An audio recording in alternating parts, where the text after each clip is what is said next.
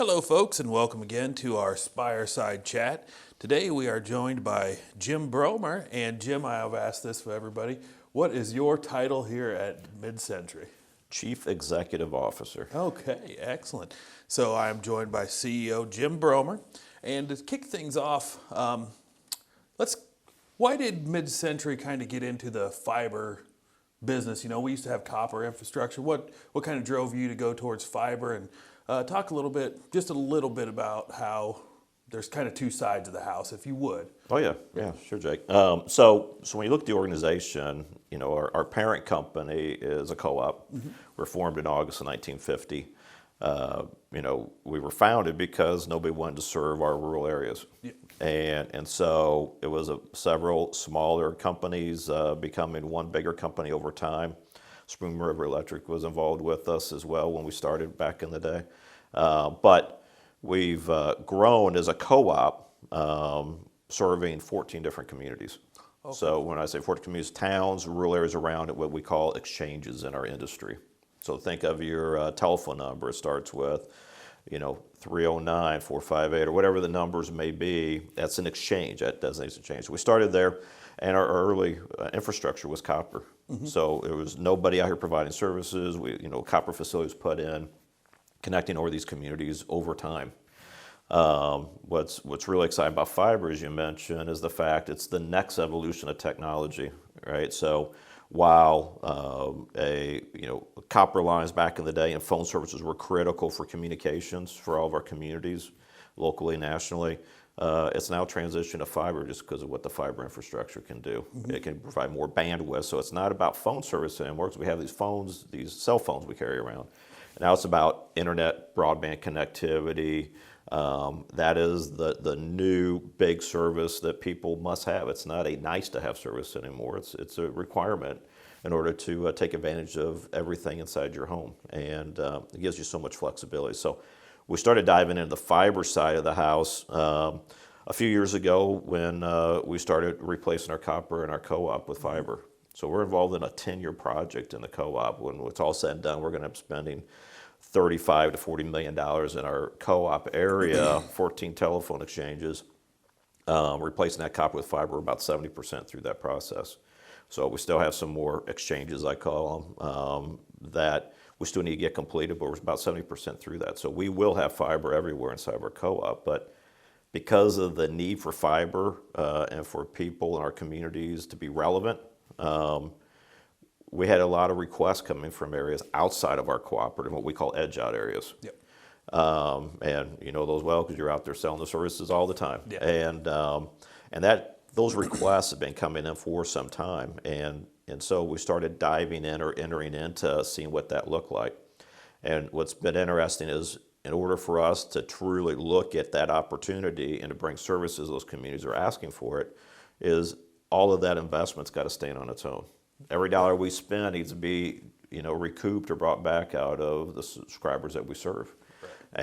And when you look at, how do we do that? We got to go borrow funds for that. We got to go to the bank. No different you do to get a house loan, a car loan, et cetera. We got to be able to pay those loans back. And so, we got to have a very, very tight business plan in order to make those things happen. Because again, every customer you sign up, we get in a service, they got to help pay for that infrastructure. So payback on those investments are critical as we go forward. But it's really exciting the fact that our first real community that we built into was Canton. Yep. And it's grown a lot since then. Oh yeah, I remember when I first got here, we didn't have any residential people, and now I don't even know the numbers, so don't ask me that one. But one thing that people have noticed is if they're following on our website, fiberfastnow.com, go there and put your interest in. Do that regardless, even wherever you're at. If you're interested, go there and do that. But so over the course of the years, the percentages may have fluctuated in some of these fiber hoods that we don't have done. And some of them have went from, 60, 70% completed, maybe down to another 40 or 50% because of the cost that you were talking about earlier. So could you just touch on kind of cost and where our thinking is. You said, of course, we're running a business here. You have to have the payback. Yeah, Oh, yeah. We'd of course love to put it everywhere if the payback wasn't a big issue. But could you touch on just the cost of this stuff and how much that's affecting us right now? Yeah. No, when you look at what's taking place with inflation, supply chain issues in our industry, a lot of money's flooding into companies pushing out new infrastructure for broadband. It could be fiber like we're doing it because we think that's the end all be all at the end of the day. We don't know what the demand inside of a home is going to be 5 years from now. Right. I mean, there's things that are being used today for virtual reality, things like that. We haven't seen it in our homes yet, but it's coming. But fiber infrastructure is going to be able to support that. So we're trying to put an infrastructure in to take care of us, not today or tomorrow, but for the future. So we're making those investments. But with fiber versus a wireless broadband connection, big difference in cost. But again, we're planning for the future. With that being said, and with all the money coming into our industry right now and deployment of broadband, like I said, supply chain issues are there. Inflation that all of us are facing today is out there, and our costs have gone up. And when you look at all the fiber hoods that we've tried to bring forward that we have out there for people to sign up on or in, we use pricing for those that goes back a year, probably 2 years ago. And guess what? We all know what's happened over the last 2 years. Things have gone through the roof, exactly. Yep. And Absolutely. so we've had to revisit those fiber hoods that we haven't built yet, look at what the real cost is, because we got to borrow the dollars. Yeah. And if we're off by a couple of years on that payback, our banker's not going to be very happy with us. And so we got to work within the parameters that we have in front of us. So we have updated the pricing for the outstanding fiber hoods in some of our communities. We got a few of them out there that we're not 100% complete in, built out in the fiber hoods. So those have been adjusted. So somebody's in those fiber hoods. I know it's a frustrating issue if you look at it, but it's a necessary evil, and it's real business, it's cost. So those penetration rates or those take rates that we need on the front end have gone up by a few percentage points or a few more subscribers that need to get signed up before we can take it forward and build out that opportunity. And I think on that note, Jake, just to make sure everybody understands, our process. So you're out there, and the rest of our team inside this organization's out pushing, trying to get people to sign up. As they sign up, and we're actively taking sign-ups and people committing to services, we can look at that and see what's the revenue opportunity looks like. We have the cost behind the scenes, what that's going to look like, our projections.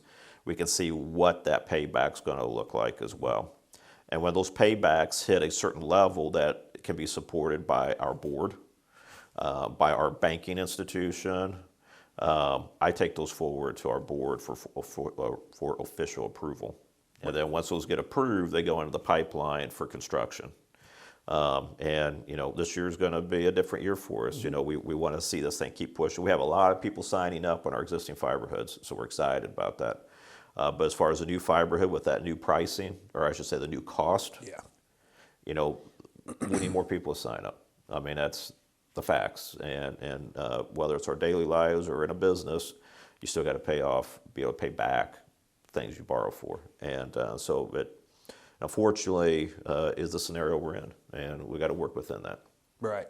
And one thing I get a few phone calls on, and I think that people need to realize with us, like you're talking about, satisfying the banker and everything, people see the headlines, government gives X billion towards infrastructure for internet.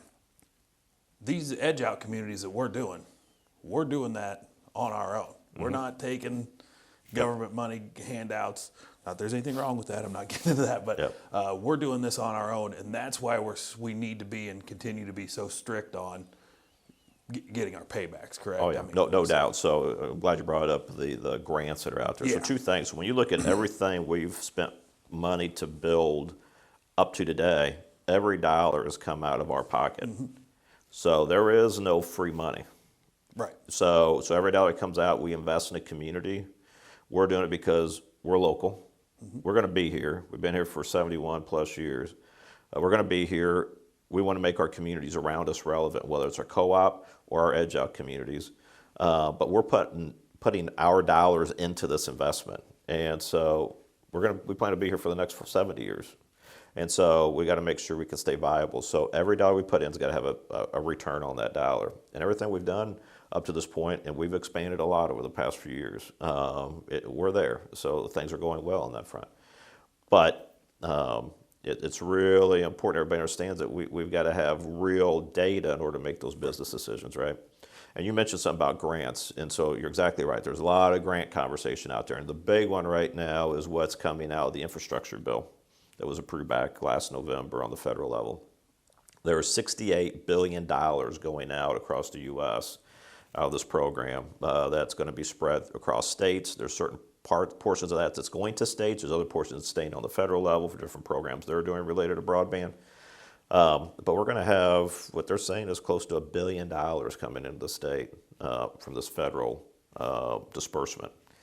And so there's going to be some time to see that disseminate, get into the state, see how the program's going to get laid out, and what that's going to take for companies like ours to go and try to get access to that.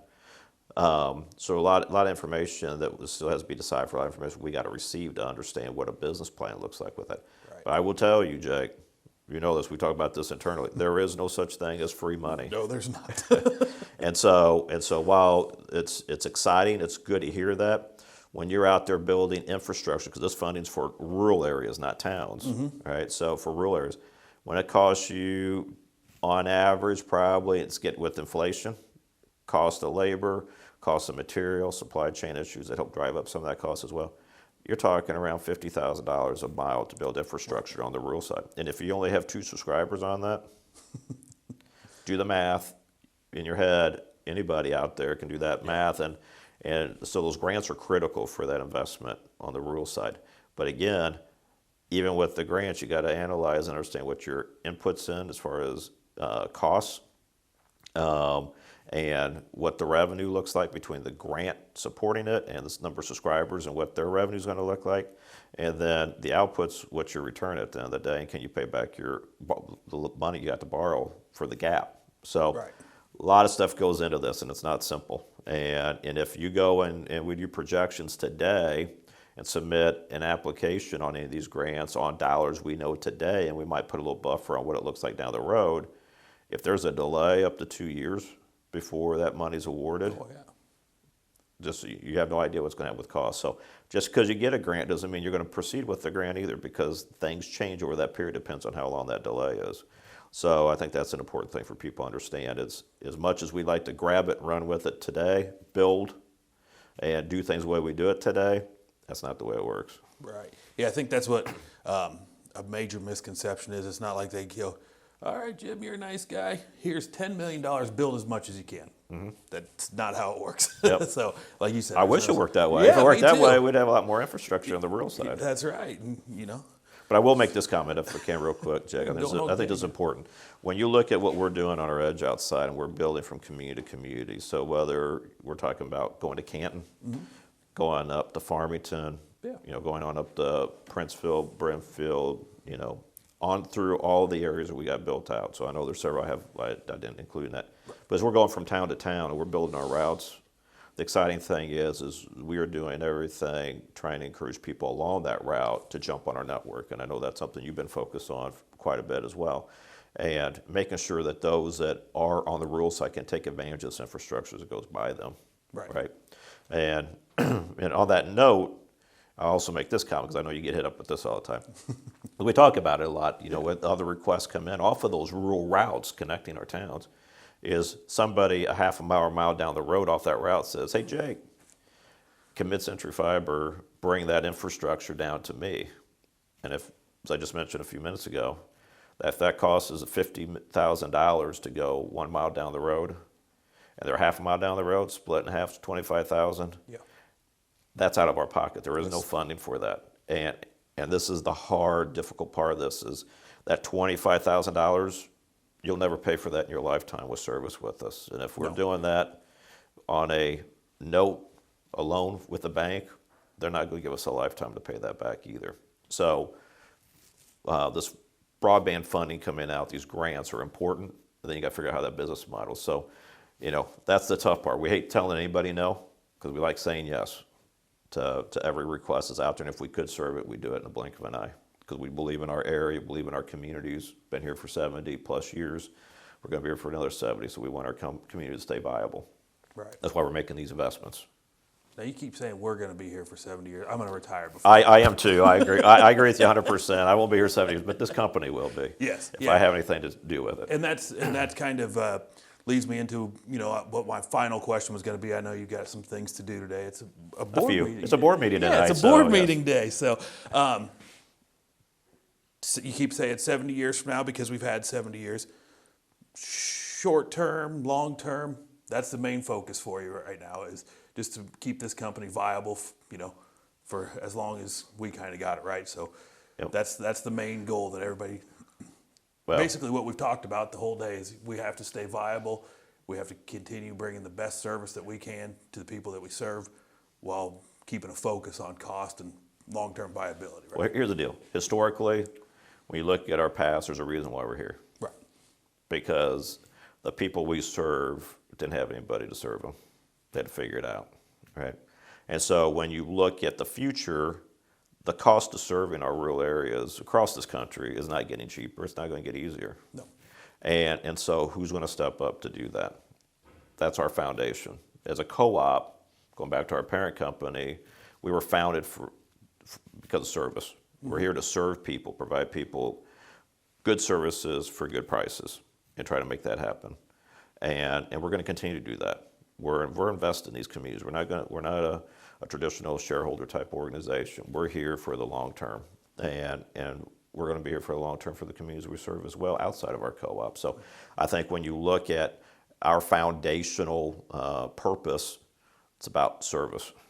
At the end of the day. And of course, still got to be like a business too. We've got to pay the bills, right? And we got to be viable. But the things we're doing, the support we get in the communities we're in today have been awesome. We love it. We appreciate it. We appreciate the services that all of you take that are on our service. And we look forward to serving others, these communities, and where we have fiber. Absolutely.